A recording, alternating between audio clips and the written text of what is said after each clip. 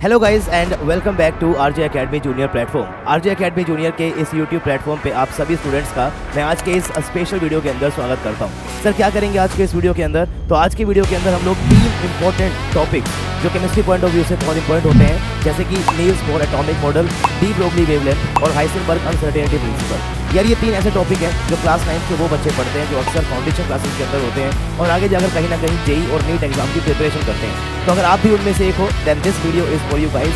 आज के इस वीडियो के अंदर हम लोग 25 क्वेश्चंस करेंगे इन 3 कॉन्सेप्ट्स के ऊपर से। तो चलिए स्टार्ट करते हैं इस वीडियो को। एंड अगर आपको ये वीडियो पसंद आए तो वीडियो को लाइक जरूर कीजिएगा, साथ में शेयर करो अपने सभी दोस्तों के साथ में। एंड अगर आप इस चैनल के ऊपर नए हो चैनल को सब्सक्राइब कर लो एंड सब्सक्राइब करते हुए बेल आइकन जरूर प्रेस कीजिएगा ताकि आपके पास सारी वीडियोस का नोटिफिकेशन टाइमली पहुंचता रहे।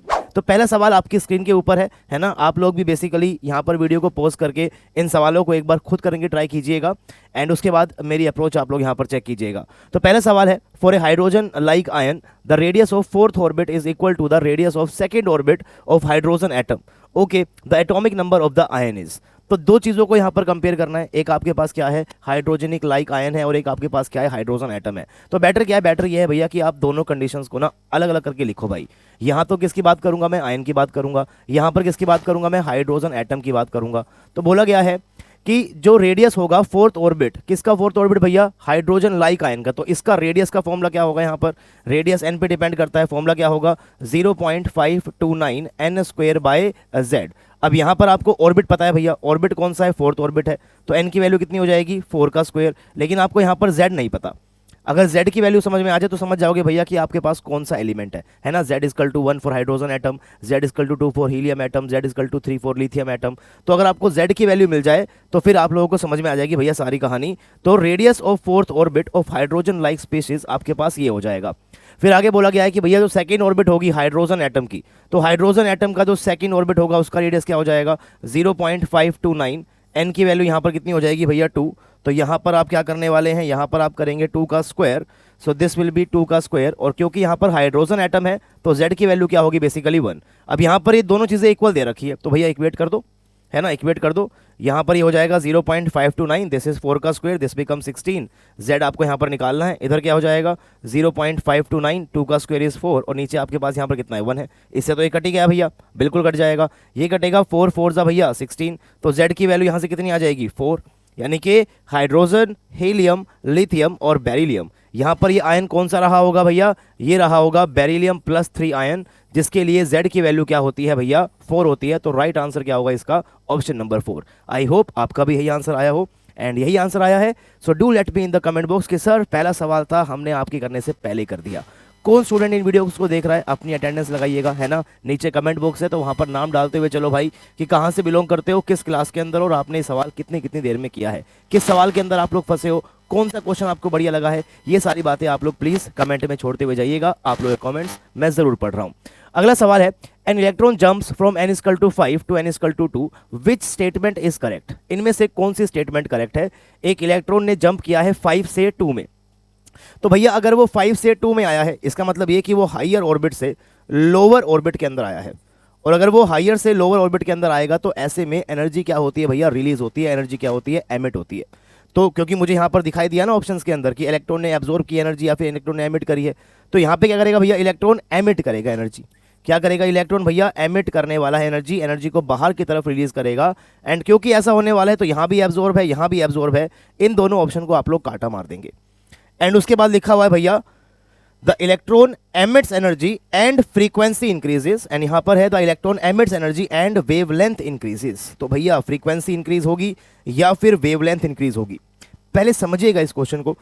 यहाँ पर ये फ्रीक्वेंसी और वेवलेंथ किसकी बोल रहा है भैया, इलेक्ट्रॉन की बोल रहा है। यानी कि अगर आपके पास ये नील्स बोर का ऑर्बिट होगा और इस ऑर्बिट के अंदर कहीं पर आपके पास इलेक्ट्रॉन है, तो ये इलेक्ट्रॉन जब n इक्वल टू 5 में होगा, मान लो यहाँ पर n इक्वल टू 5 है, ये 5 से 2 में जंप किया है भैया, तो इलेक्ट्रॉन यहाँ पर आ जाएगा। तो इस इलेक्ट्रॉन की यहाँ पर भी एक डी ब्रोगली वेवलेंथ होगी, यहाँ पर भी एक डी ब्रोगली वेवलेंथ होगी भैया। तो ये चेक करना है कि डी ब्रोगली वेवलेंथ डिक्रीज हुई है या फिर इंक्रीज हुई है। क्या होती है डी ब्रोगली वेवलेंथ, फॉर्मूला क्या होता है, फॉर्मूला होता है lambda is equal to h upon में mv। अब इलेक्ट्रॉन चाहे रही भैया n इक्वल टू 5 के अंदर, चाहे रहे वो n इक्वल टू 2 के अंदर, उसका मास तो सेम रहेगा, मास इज ऑलमोस्ट सेम, ठीक है। h is a Planck constant, तो वेलोसिटी का खेल होगा वेलोसिटी का। अब पता होना चाहिए आपको, इलेक्ट्रॉन जितना न्यूक्लियस के पास होता है ना उसकी वेलोसिटी उतनी ज़्यादा होती है। जितना वो इलेक्ट्रॉन से न्यूक्लियस से दूर जाता है उतने ऑर्बिट के अंदर उसकी वेलोसिटी क्या होती है भैया, धीरे धीरे डिक्रीज होती रहती है। तो n=2 में उसकी वेलोसिटी क्या होगी, ज़्यादा होगी। और अगर वेलोसिटी की वैल्यू ज़्यादा होगी तो लैम्बडा की वैल्यू क्या हो जाएगी भैया, कम हो जाएगी। सो अगर मैं यहाँ पर λ2 बोल दूँ, यहाँ पर λ1 बोल दूँ, तो क्लियरली बात है कि जो λ1 होगा वो आपके पास छोटा होगा एज कम्पेयर टू λ2। यानी कि जब इलेक्ट्रॉन n=5 से n=2 में आएगा तो उसका जो वेवलेंथ है वो क्या कर जाएगा भैया, डिक्रीज करेगा। यानी कि ऑप्शन नंबर क्या होगा यहाँ पर, अच्छा अगर वेवलेंथ डिक्रीज किया है तो फ्रीक्वेंसी क्या करेगा, इंक्रीज। अगर वेवलेंथ डिक्रीज है तो फ्रीक्वेंसी क्या है भैया उसकी, इंक्रीज। सिंपल सी बात है, because wavelength and frequency they are inversely proportional to each other. I hope सवाल समझ आया होगा, अच्छा क्वेश्चन था। अगर आपको एक ऐसे क्वेश्चन अच्छे लगते हैं तो प्लीज़ आप अलग से एक नोटबुक बनाइएगा एंड उन नोटबुक के अंदर आप ये क्वेश्चन लिखते रहिएगा, बिकॉज आगे जाकर ये क्वेश्चंस आपकी हेल्प करेंगे एंड बाद में ये क्वेश्चंस आपके पास कहीं होंगे नहीं, लेकिन इन क्वेश्चन से आपके मेजरली काफ़ी सारे टॉपिक्स यहाँ पर रिवाइज हो जाएंगे। ठीक है, चलिए अगला सवाल देखते हैं। नेक्स्ट क्वेश्चन है, the angular momentum of a electron is 9h/2π, the principal quantum number is. यानी कि n की वैल्यू पूछ रहा है और एंगुलर मोमेंटम आपको दे रखा है। तो भैया भोर का पोस्टुलेट लगाओ यार, क्या होता है भोर का postulate, angular momentum is equal to क्या होता है, mvr, ये बराबर होता है nh/2π के, ये आपको पता है।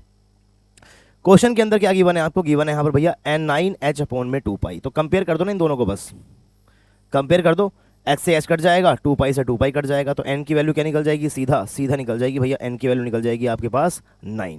ऑप्शन नंबर सी आपको दिखाई दे रहा है, n=9 will be the right answer. Simple question था, आई होप समझ आया होगा। अगला सवाल देखते हैं, question number 4, which quantity remains constant for all stationary orbit according to the Bohr's theory. यार इस क्वेश्चन में थोड़ी सी करेक्शन है, एक लोता क्वेश्चन ऐसे हमें करेक्शन की जरूरत पड़ेगी। एक्चुअली ना यहाँ पर एक ऑप्शन मैं और ऐड कर रहा हूँ, that is option number E, and उसे कर देंगे भैया नन, है ना, नन। ऐसी कौन सी वैल्यू है जो सेम रहती है, जो कांस्टेंट रहती है हर एक ऑर्बिट के अंदर, जो n की वैल्यू को चेंज करेंगे तो वैल्यू चेंज नहीं होगी उसकी।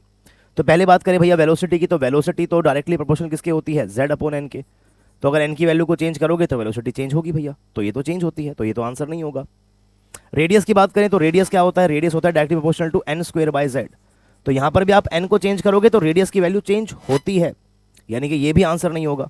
यहाँ पर बात कर लो भैया एंगुलर मोमेंटम की, तो अभी आपने भी देखा है L= क्या होता है, mvr= क्या होता है, nh/2π। n की वैल्यू को चेंज करोगे l की वैल्यू चेंज होगी, मतलब ये भी कांस्टेंट तो नहीं रहेगा।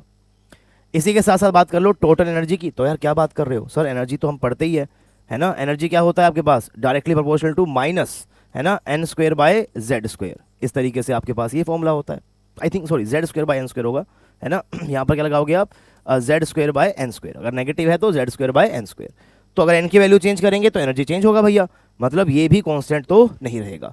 तो इसका आंसर क्या बनेगा, ऑप्शन नंबर ई। सवाल बढ़िया था, चीज़ें अच्छी पूछी गई थी। Which quantity remain constant for all stationary orbits, हर एक ऑर्बिट में किसकी वैल्यू कांस्टेंट रहेगी, तो सबकी वैल्यू बदलेगी जो जो यहाँ पर लिखा हुआ है। और किसकी अलग अलग ऑर्बिट में क्या होती है उसके लिए आपने फॉर्मूले याद किए हैं। वेलोसिटी का फॉर्मूला आपके पास है ना, एनर्जी का फॉर्मूला आप लोगों के पास होता है, रेडियस का फॉर्मूला आप लोगों के पास होता है, और एंगुलर मोमेंटम का फॉर्मूला आपके पास होता है। तो ये आपको अलग अलग ऑर्बिट में कितनी कितनी होती है वो निकालना भी आप लोगों को देखो आना चाहिए। ठीक है, चलिए आगे बढ़ते हैं, अगला सवाल देखते हैं। ये सवाल डी ब्रोगली वेवलेंथ के ऊपर से है। The de Broglie wavelength of an electron is double, अरे भाई साहब डबल कर दिया गया है। Assuming its mass remain constant, mass को कांस्टेंट माना गया है, अज्यूम करना है आपको ये। इट्स काइनेटिक एनर्जी बिकम्स, ओहो, यानी कि कहीं ना कहीं बात कर रहा है भैया डी ब्रोगली वेवलेंथ की, उसके बाद बात कर रहा है भैया काइनेटिक एनर्जी क्या हो जाएगी, है ना। तो डी ब्रोगली वेवलेंथ का वो रिलेशन लिखो जिसके अंदर काइनेटिक एनर्जी भी होती है। जैसे कि बहुत सारे बच्चे डी ब्रोगली वेवलेंथ का फॉर्मूला याद करते हैं भैया, वो कहते हैं कि सर λ= ना h/p होता है, ये वाला फॉर्मूला बहुत बच्चों को याद होता है। ऐसे ही आप मोमेंटम की जगह h/mv कर सकते हैं, ये वाला फॉर्मूला भी आप याद कर सकते हैं।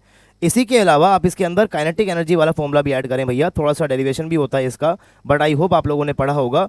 ये फॉर्मूला होता है कुछ इस तरीके से, है ना, √2m के यहाँ पर बीच में आ जाएगा। सर कैसे निकालते हैं फॉर्मूला, तो यहाँ पर देख लो भैया, क्लासिकल मैकेनिक्स में मोमेंटम का स्क्वायर क्या होता है आपके पास। अच्छा आप ऐसे बात कर सकते हैं, सर काइनेटिक एनर्जी क्या होता है जी, ½ mv² होता है।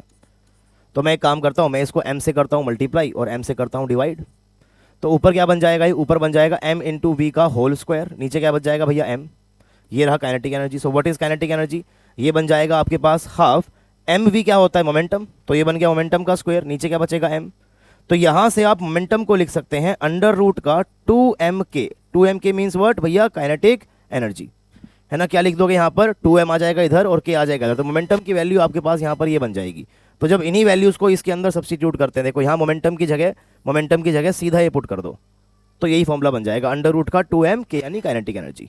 तो अब बोला हुआ है कि अगर मैं लैम्बडा को डबल कर दूं तो मतलब अगर लैम्बडा डबल हो गया आपके पास तो काइनेटिक एनर्जी क्या होगा, तो मतलब बाकी सब कुछ कांस्टेंट मान के चलना पड़ेगा। एस तो कांस्टेंट ही होता है, मास भी कांस्टेंट होता है। और इस रिलेशन से आप एक सिंपल बात ये बोल सकते हो कि सर जो लैम्बडा आपके पास यहाँ पर है it is inversely proportional to root के, और यहाँ से आपके पास फॉर्मूला बन जाएगा sir lambda 1 divide by lambda 2 क्या हो जाएगा आपके पास अंडर रूट का भैया K2 डिवाइडेड बाय K1, क्योंकि इनवर्स रिलेशन होता है। तो इस तरीके से बन जाएगा formula. Now as per the question अगर लैम्बडा 1 को लैम्बडा मानते हैं तो लैम्बडा 2 क्या हो गया भैया, ट्वाइस हो गया।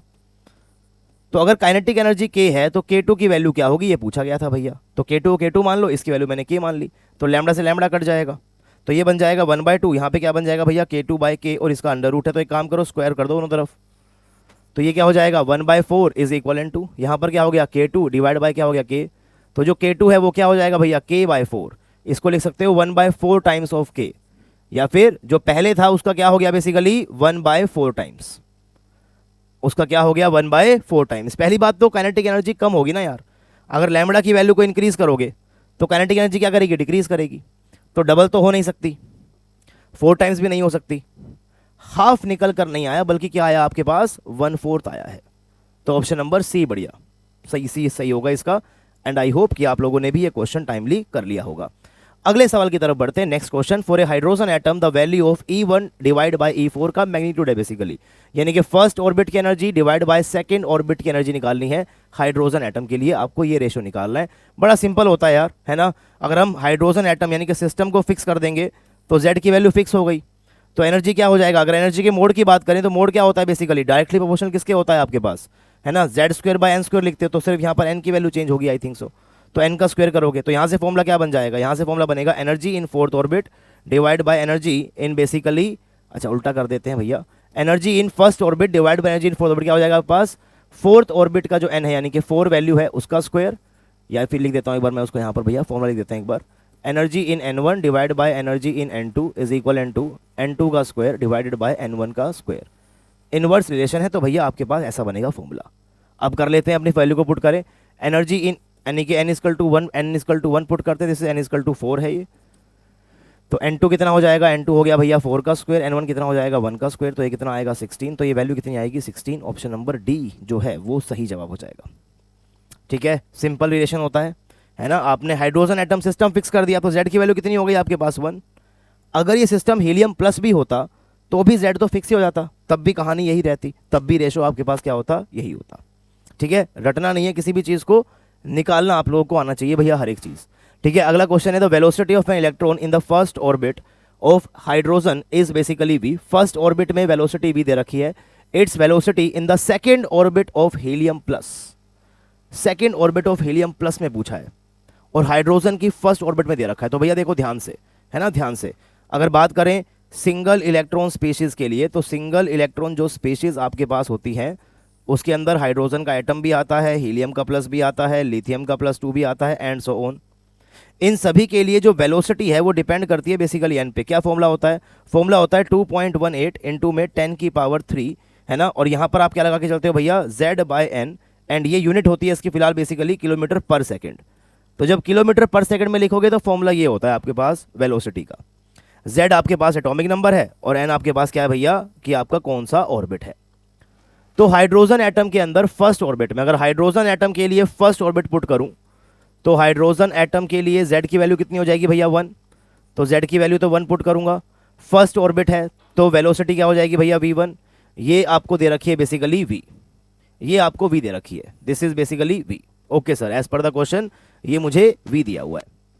मेरे से पूछा है कि सर अगर मेरे पास हीलियम प्लस हो जाएगा तो उसके लिए Z की वैल्यू पहली बात तो 2 होती है, तो उसके लिए वेलोसिटी कितनी हो जाएगी, कौन से ऑर्बिट में, सेकंड ऑर्बिट में। तो वेलोसिटी कैसे लिखोगे 2.1, अच्छा ये वेलोसिटी यहाँ पर कितनी निकल कर आएगी, ये आएगी 2.18 इंटू 10⁻3 1/1, इसी को ही v बोला हुआ है, इसी को ही v बोला हुआ है। तो यहाँ पर कितना आएगा 2.18 इंटू 10 की पावर कितना करोगे 3 भैया। नाउ Z की वैल्यू कितनी है, हीलियम प्लस की वैल्यू कितनी होगी भैया 2, एंड इसके लिए ऑर्बिट भी कौन सी है भैया 2, तो 2 से 2 कट जाएगा, ये तो वही वैल्यू आ गई। अगर ये वही वैल्यू आ गई तो ये किसके बराबर आई है आपके पास, ये तो v के बराबर ही आई है। तो वेलोसिटी क्या रहेगी इसकी भी आपके पास, वीर की वी रहेगी, चेंज नहीं होगी।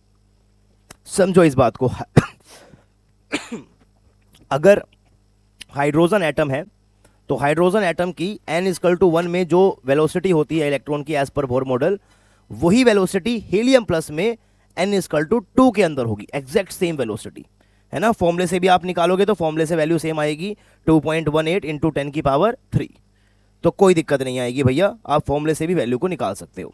अगला question, which of the following quantity becomes 4 times, है ना, बिकम्स क्या भैया, becomes 4 times when the principal quantum number is double. अगर n को डबल करेंगे तो कौन सी क्वांटिटी 4 टाइम्स होती है, वो वाली क्वांटिटी 4 टाइम्स होगी जो n² के प्रोपोर्शनल होगी, है ना। तो वेलोसिटी क्या होता है, velocity directly proportional to 1/n लगाते हो आप। रेडियस क्या होता है, रेडियस होता है भैया n का स्क्वायर, तो रेडियस आंसर होगा इसका, radius is directly proportional to n²। Energy क्या होता है भैया, एनर्जी आपके पास होता है डायरेक्टली प्रोपोर्शनल टू -1/n²। तो ये डिवाइड में है यहाँ पर n का स्क्वायर, तो यहाँ पर डबल नहीं होगी, है ना, यहाँ पर डबल होगी।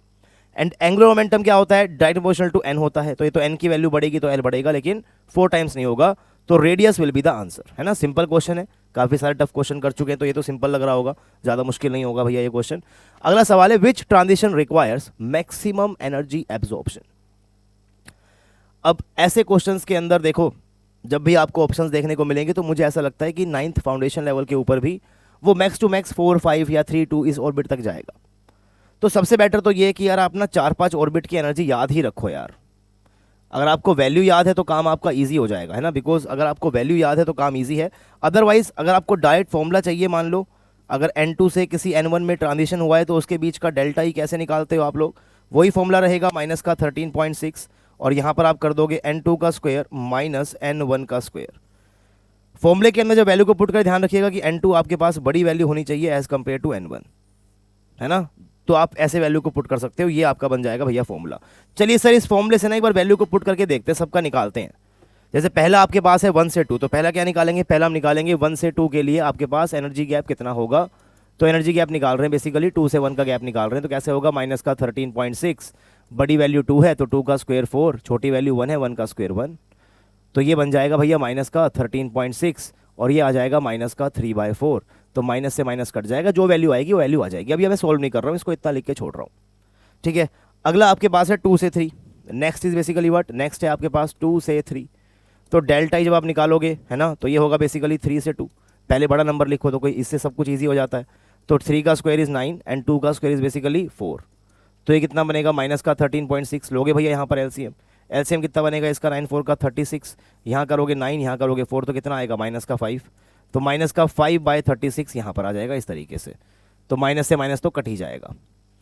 उसके बाद अगला गैप क्या दे रखा है, अगला गैप दे रखा है 3 से 4। ऐसे ही आप बेसिकली 3 से 4 की वैल्यू भी निकाल सकते हो, और ऐसे ही आप बेसिकली 4 से 5 की वैल्यू भी निकाल सकते हो, बिल्कुल निकाल सकते हो भैया, वैल्यूज़ को निकाल के भी कंपेयर कर सकते हो। लेकिन मैं कहूँगा कि आपके एग्जाम के अंदर मैक्स टू मैक्स वो 4-5 ऑर्बिट तक ही जाता है, तो क्यों ना आप 4-5 ऑर्बिट के लिए कुछ वैल्यूज़ याद ही रख ले। जैसे अगर मैं बात करूँगा n = 1 स्टेट की, तो इसकी एनर्जी होती है -13.6, है ना, कितनी होती है, -13.6 इलेक्ट्रॉन वोल्ट। अगर हम बात करेंगे किसकी, n = 2 की, तो n = 2 की जो एनर्जी होती है दैट इज -3.4 इलेक्ट्रॉन वोल्ट। आप हाइड्रोजन एटम के लिए निकाल सकते हो, फॉर्मूला है आपके पास, आप फॉर्मूले का इस्तेमाल करके हाइड्रोजन एटम के लिए डेफिनेटली निकाल सकते हो इन वैल्यूज़ को। तो ये ऑलरेडी निकाली हुई है मैंने, आप इनको याद रखोगे तो आपका काम थोड़ा सा ईजी हो जाता है भैया।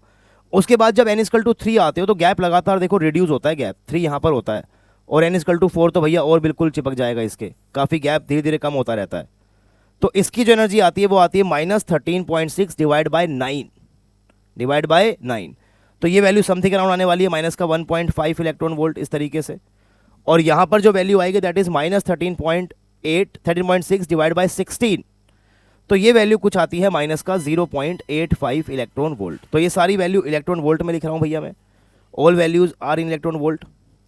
तो n = 4 तो याद ही कर लिया, तो गैप निकालना बड़ा इजी है। अब आप डायरेक्टली आपको गैप दिख जाएगा ना यहाँ पे साफ साफ, भैया ये गैप कितने का होता है, ये गैप होता है 10.2 इलेक्ट्रॉन वोल्ट का। आप कर लो माइनस, बड़े में छोटे का माइनस करो, 10.2 आ जाएगा।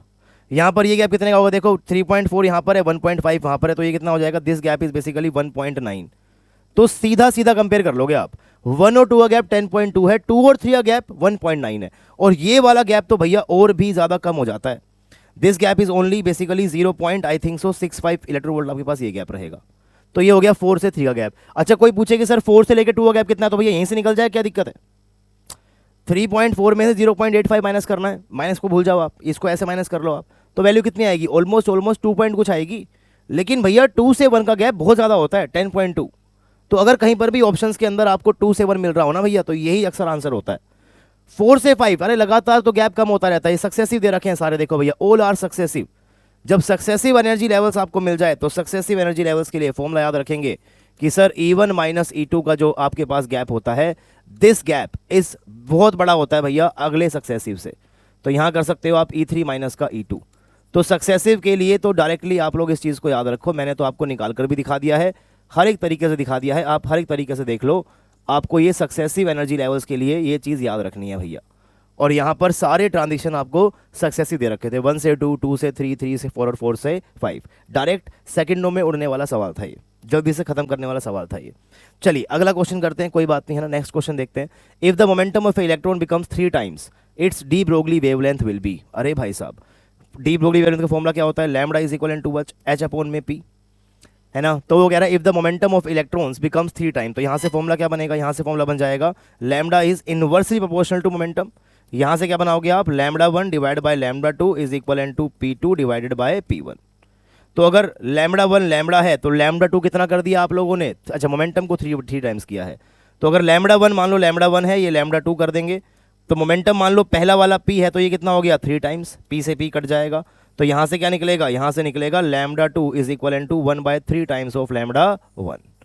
तो क्या हो गया बेसिकली ये 1/3 टाइम्स, लैम्डा 2 वहाँ पे जाएगा, 3 यहाँ पर आएगा, तो lambda 2 is equal to 1/3 times of lambda 1। तो आंसर इज 1/3। सिंपल क्वेश्चन, आगे बढ़ते हैं, अगला सवाल देखते हैं। According to Bohr theory which statement is false, कौन सी स्टेटमेंट फॉल्स है, ये पूछा गया है भैया।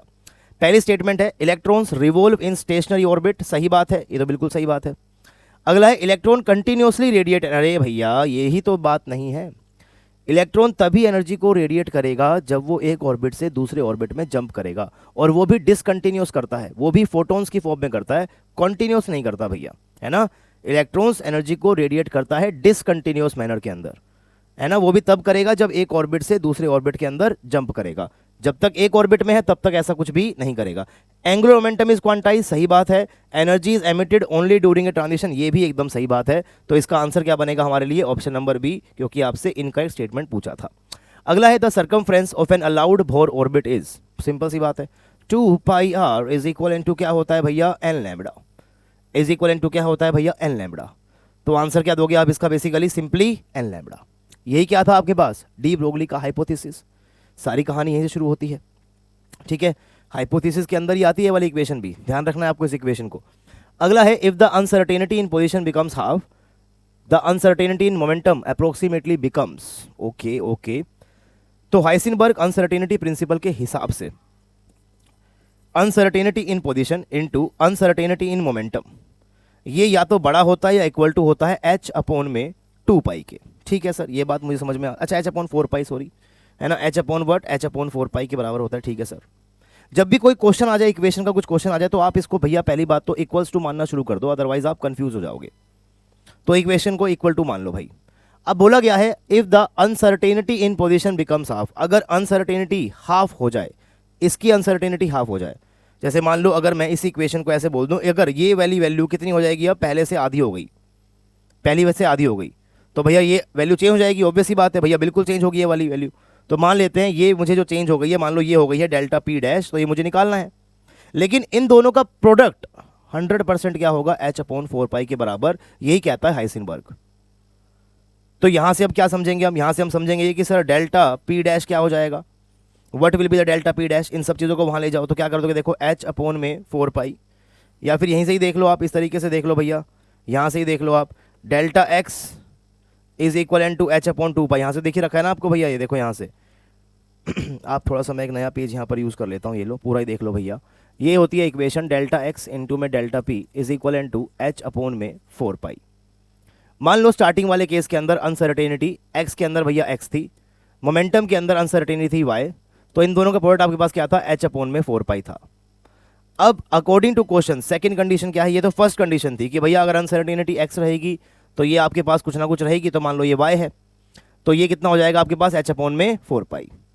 ओके सर, अब ये बोल रहा है कि सर अगर अनसर्टेनिटी को भैया कितना कर दूं, हाफ कर दूं, तो भैया what will be the uncertainty in momentum, लेकिन इन दोनों का प्रोडक्ट कितना रहना चाहिए भैया, h अपॉन में 4 पाई ही रहना चाहिए। ये तो भैया 4 पाई रहना चाहिए, तो ये किसके बराबर आएगा, ये डेल्टा पी जो है वो यहाँ पर किसके बराबर आएगा, यानी कि यहाँ पर जो ये y की वैल्यू है अगर ये बन जाती है मान लो y डैश, तो ये y डैश की वैल्यू किसके बराबर आने वाली है। ठीक है सर, तो निकाल के देखते, देखो एक बार यहाँ पर इसको अगर मैथमेटिकली करना है तो कर सकते हो, अदरवाइज आंसर क्या हो जाएगा भैया, डबल होने वाली। देखो कैसे करेंगे मैथमेटिकली, यहाँ से y डैश क्या हो जाएगा आपके पास h अपॉन में 4 पाई, ये 2 जाएगा इधर की तरफ और ये x आएगा बेसिकली नीचे की तरफ, और यहाँ से आप क्या बोलेंगे भैया y क्या हो जाएगा आपके पास, y हो जाएगा h अपॉन में 4 पाई और ये x आ जाएगा भैया यहाँ पर नीचे की तरफ, यानी कि y किसके बराबर है, h अपॉन 4 पाई इंटू में x के बराबर है। तो यहाँ पर भी h अपॉन में 4 पाई और इस x के जगह आप लोग बेसिकली क्या पुट कर सकते हैं, y पुट कर सकते हैं, और यहाँ पर क्या हो जाएगा इंटू में 2, यानी कि y डैश क्या हो गया, y डैश हो गया 2 टाइम्स ऑफ y, क्या हो गया बेसिकली 2 टाइम्स, यानी कि डबल हो जाएगा। मैथमेटिकली कर लो, अदरवाइज बड़ी सिंपल सी बात है यार, अगर दो चीज़ों का प्रोडक्ट आपके पास कांस्टेंट रहना चाहिए h अपॉन 2 पाई, तो अगर एक को आप आधा करोगे तो दूसरा क्या हो जाएगा बेसिकली इंक्रीज होगा, बेसिकली क्या हो जाएगा डबल। अगर इसको 2 से डिवाइड कर रहे हो तो इसको 2 से मल्टीप्लाई करना पड़ेगा, तभी तो काट पाओगे इसको। अगर इसको 1/3 कर देते क्या होता है बेसिकली, ये हो जाता है आपके पास 3 टाइम्स। तो सिंपल क्वेश्चन ही आते हैं इसके हाइसेनबर्ग के, आपको मैथमेटिकली करना है आप मैथमेटिकली कर लीजिए, कॉन्सेप्चुअल वाइज करना है तो आप ऐसे कर लीजिए। अगला सवाल है, विच of the following particles will have the maximum D Broglie wavelength if all move with the same velocity. तो यूज करो फॉर्मूला कौन सा वाला, वेलोसिटी वाला। फॉर्मूला क्या होता है वेलोसिटी वाला, h अपॉन में mv। तो h तो कांस्टेंट ही होता है भैया, h तो बेसिकली क्या है आपके पास कांस्टेंट ही है। वो कह रहा है कि सबकी वेलोसिटी भी सेम कर दो, तो लैम्बडा किस पे डिपेंड करेगा, लैम्बडा डिपेंड करेगा भैया मास के ऊपर। तो आपको निकालना है विल हैव द मैक्सिमम, तो मैक्सिमम उसकी होगी जिसका मास क्या होगा मिनिमम, तो जिसका मास सबसे कम होगा उसका लैम्बडा सबसे क्या होगा भैया ज़्यादा। तो इलेक्ट्रॉन, अल्फा पार्टिकल, प्रोटॉन और क्रिकेट बॉल में ये तो काट ही दो, बिकॉज इसका मास तो उनके मुकाबले बहुत ज़्यादा होता है, और प्रोटॉन का और अल्फा पार्टिकल का भी कुछ ना कुछ मास होगा भैया। इसका आपके पास होता है 1 AMU, इसका मास कितना होता है भैया 4 AMU, लेकिन इसका कितना होता है 1/1837 AMU, ये तो बहुत ही कम होता है। इलेक्ट्रॉन का मास प्रोटॉन के रिस्पेक्ट में बहुत ही कम होता है, 1/1837 टाइम्स होता है, बहुत ही कम टाइम होता है भैया, ये बहुत हल्का होता है इलेक्ट्रॉन। तो जितना ज़्यादा मास कम होगा उतनी ज़्यादा क्या आएगी आपके पास वेवलेंथ निकलने वाली है, अगर वेलोसिटी सेम होती जो क्वेश्चन में दे रखी थी। अगला सवाल है, the ratio of the radii of first orbit of hydrogen and helium plus is. यार ऐसा एक क्वेश्चन मैं करा चुका हूँ आप लोगों को, है ना, ऐसा एक क्वेश्चन करा चुका हूँ मैं आप लोगों को, इसका मतलब ये क्वेश्चन आप लोग कर सकते हैं। तो मैं आपको ये दे रहा हूँ भैया आपके लिए एक होमवर्क क्वेश्चन, नीचे कमेंट बॉक्स है आप लोगों के पास, कमेंट बॉक्स भर दीजिएगा कि सर आंसर नंबर 15 का जो आंसर होगा वो ये होगा एंड इसका रीज़न ये है। अगर रीज़न लिख पाओ तो बहुत अच्छी बात है, अदरवाइज सही आंसर ज़रूर कमेंट करो, ताकि जो बच्चे सॉल्व नहीं कर पा रहे हैं वो भी नीचे कमेंट पढ़ के सही आंसर तक पहुँच जाए। आप जो भी कमेंट करेंगे उसका रिप्लाई मैं भी करूंगा, मेरे को समझ में आएगा कौन कौन बच्चा ये वीडियो देख रहा है। अगर आप देख रहे हैं, आपने अभी तक लाइक नहीं कर रखा तो भैया पाप कर रहे हो आप, है ना, फटाफट सेशन को लाइक करो, शेयर करो अपने सभी दोस्तों के साथ में यार, इतने बढ़िया बढ़िया क्वेश्चन चल रहे हैं यहाँ पे। अगला सवाल क्वेश्चन नंबर 16 आपके सामने है, which statement correctly differentiates N orbit and orbital. Orbit and orbital में कौन सी स्टेटमेंट सही डिफरेंस कर पाती है। पहला है बोथ आर सर्कुलर पाथ, एकदम गलत बात, ऑर्बिटल तो एक 3D रीजन है, an orbit is a probability region. क्या बात कर रहे हो भैया, ये तो ऑर्बिटल होता है प्रोबेबिलिटी रीजन, तो ऑर्बिट क्या होता है सर्कुलर पाथ होता है। आगे है an orbital is a 3 dimensional probability region, एकदम सही बात है, यही बेसिकली क्या होती है ऑर्बिटल की डेफिनेशन भी होती है। बाकी लास्ट भी पढ़ लो, both contain a maximum of 2 electrons, नहीं भैया ऑर्बिट के अंदर तो आपके पास इलेक्ट्रॉन ज्यादा आते हैं ना यार, जैसे n=2 ऑर्बिट है तो उसमें तो 8 इलेक्ट्रॉन आ सकते हैं, लेकिन किसी भी एक ऑर्बिटल में तो कितने आते हैं इलेक्ट्रॉन्स, तो ही इलेक्ट्रॉन्स आ सकते हैं। तो ये स्टेटमेंट भी गलत है, राइट आंसर क्या होगा इसका ऑप्शन नंबर सी। अच्छा क्वेश्चन था, आगे बढ़ते हैं, अगला सवाल देखते हैं। The energy of an electron becomes less negative when. तो कुछ वैल्यूज तो याद ही होती है ना आपको भैया, फर्स्ट होता है -13.6, अगला होता है -13.4, अगला होता है भैया 1.5, अगला होता है -0.85। तो आप देख सकते हो भैया ये वैल्यू कहाँ जा रही है, ये वैल्यू लेस नेगेटिव होती जा रही है, ये वैल्यू लेस नेगेटिव होती जा रही है ना। आपको पता होना चाहिए यार ये कुछ वैल्यूज़ का, तो n=1 में हाइड्रोजन एटम के लिए एनर्जी ये होती है, n=2 के अंदर ये होती है, 3 में ये होती है। यानी कि अगर मैं n की वैल्यू को इंक्रीज कर रहा हूँ, n की वैल्यू को इंक्रीज कर रहा हूँ, तो लेस नेगेटिव होता जा रहा है, मतलब नेगेटिव में ही लेस होता जा रहा है, लेस नेगेटिव होता जा रहा है। कब हो रहा है ये? जब n को क्या कर रहा हूँ, बेसिकली इंक्रीज कर रहा हूँ। तो जब n को इंक्रीज करेंगे तो आपके पास ये वैल्यू क्या होती जाएगी, लेस नेगेटिव की तरफ बढ़ती हुई जाएगी। ठीक है, तो इस बात का ध्यान रखेंगे। हालांकि एनर्जी का अगर आप फॉर्मूला देखेंगे तो फॉर्मूले के अंदर यहाँ पर ये भी होता है भैया, ध्यान रखिएगा, z का स्क्वायर भी होता है, n स्क्वायर भी होता है। तो अगर मैं यहाँ पर z की वैल्यू को अगर इंक्रीज करूंगा, मान लो z की वैल्यू हो जाए 1, तो 1 में वैल्यू कितनी आएगी, -13.6। अगर ये हो गई 2 तो कितना आएगा, 4 इंटू -13.6। तो फिर तो वो नेगेटिव में बढ़ जाएगी value, it will go more negative. तो z इंक्रीज आंसर नहीं होगा, n डिक्रीज आंसर नहीं होगा। The electron move towards the nucleus, ये पता नहीं भैया, बिल्कुल गलत बात है।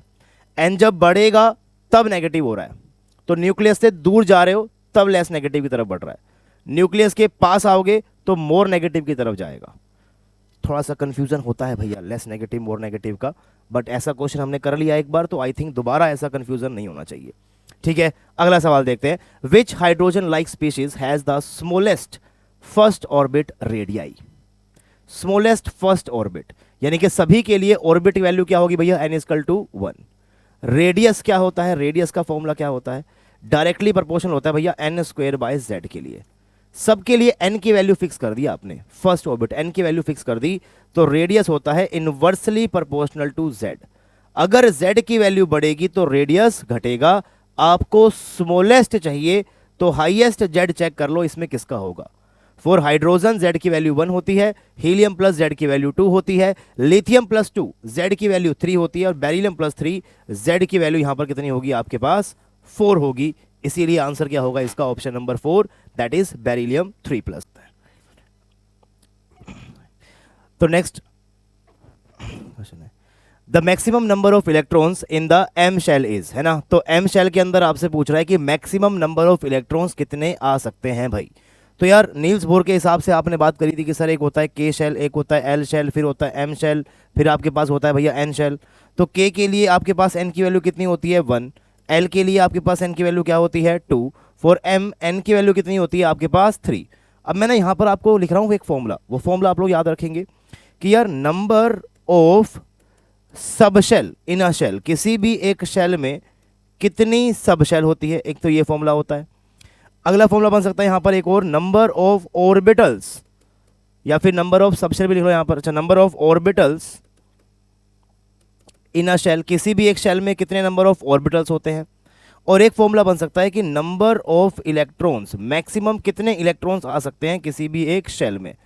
तो ये 3 फॉर्मूलेज आपके पास होते हैं, एक शेल में कितने सब शेल, एक शेल में कितने ऑर्बिटल्स, और एक शेल में कितने इलेक्ट्रॉन्स। तो ध्यान रखिएगा किसी भी इन जनरल n शेल के अंदर n आपके पास होते हैं सब शेल, n² आपके पास होते हैं ऑर्बिटल्स, और 2n² आपके पास होते हैं बेसिकली इलेक्ट्रॉन्स। तो यहाँ पर n की वैल्यू कितनी है, 3।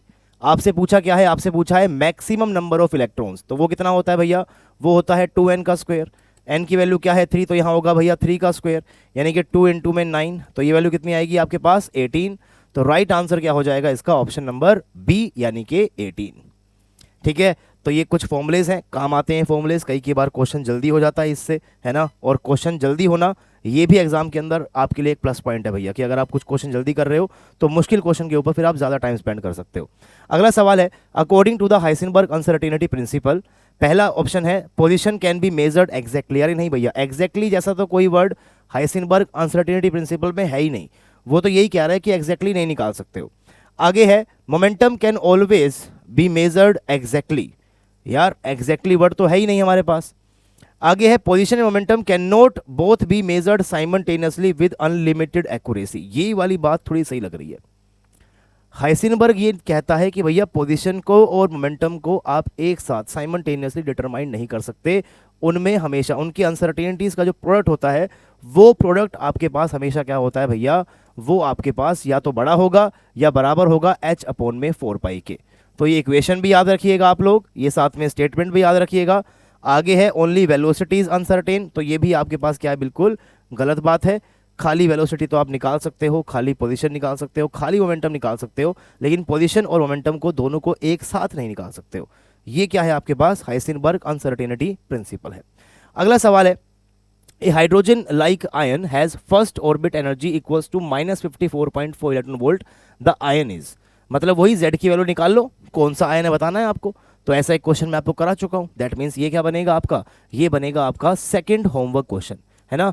एक होमवर्क क्वेश्चन मैं आपको दे चुका हूं, this is your second homework question. नीचे आपको कमेंट करना है भैया कि इसका सही जवाब क्या होगा, है ना। एंड अगर नीचे की तरफ जाना ही है ना तो बीच में लाइक पड़ता है भैया, मैं हमेशा बोलता हूँ ये बात कि बीच में लाइक पड़ता है, जा ही रहे हो तो लाइक ज़रूर कीजिएगा, साथ में शेयर करिए इस वीडियो को अपने सभी क्लासमेट्स के साथ।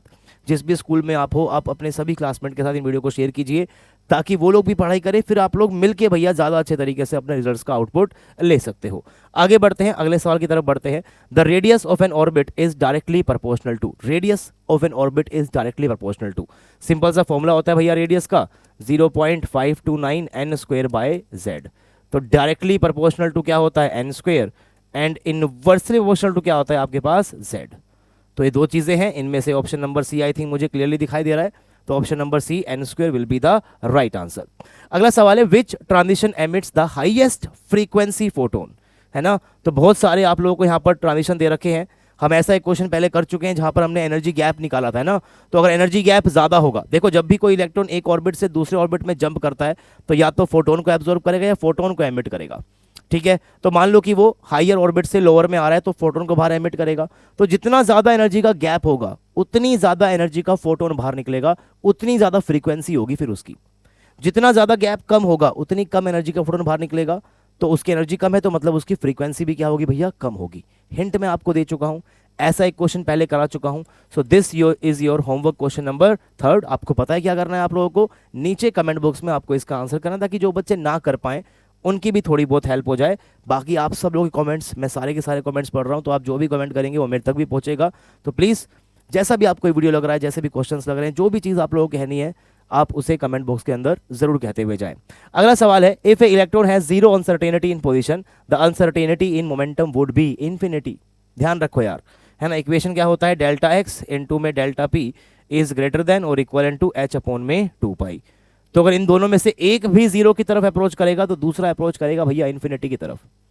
एक बढ़ेगा दूसरा घटेगा, इस वाले को बढ़ाओगे तो ये वाला घट जाएगा, ये जीरो की तरफ तो वो इन्फिनिटी की तरफ, वो जीरो की तरफ तो ये इन्फिनिटी की तरफ, ये चीज़ होती है, इसको याद रखें आप लोग। तो आंसर क्या होगा इसका? Option number C, that is infinite. अगर एक जीरो को अप्रोच करता है तो सेकंड कहां पे अप्रोच करेगा? बेसिकली इन्फिनिटी की तरफ अप्रोच करेगा। Now this is our last question. Question कुछ भी कहता हो, last question is always your homework. तो ये भी आप लोगों के लिए एक होमवर्क क्वेश्चन होगा भैया, है ना। तो 4 होमवर्क क्वेश्चन मैंने आपको दिए हैं, 21 क्वेश्चन हम लोगों ने यहाँ पर सॉल्व किए हैं। आई होप आपको ये सारे सवाल पसंद आए होंगे। सवाल अच्छे लगे, वीडियो अच्छी लगी, लाइक जरूर करना है, वीडियो को शेयर करना है। ऐसी और वीडियोस देखने के लिए आप लोगों को चैनल को सब्सक्राइब करना है, सब्सक्राइब करके रखिए गाइस, बिकॉज और भी बहुत सारी वीडियोस आने वाली है। जब भी आपका कोई भी टेस्ट होगा तो उस टेस्ट से पहले प्रिपरेशन वीडियो आपको यहाँ पर देखने को मिलेगी। तो आप लोग चैनल को जरूर सब्सक्राइब करें एंड बेल आइकन को प्रेस करें ताकि अपडेट नोटिफिकेशन भी आप तक टाइमली पहुँचते रहें। मिलते हैं आप लोगों से अगली वीडियो में, तब तक के लिए टेक केयर, पढ़ते रहिए, खुश रहिए and happy learning to all of you guys.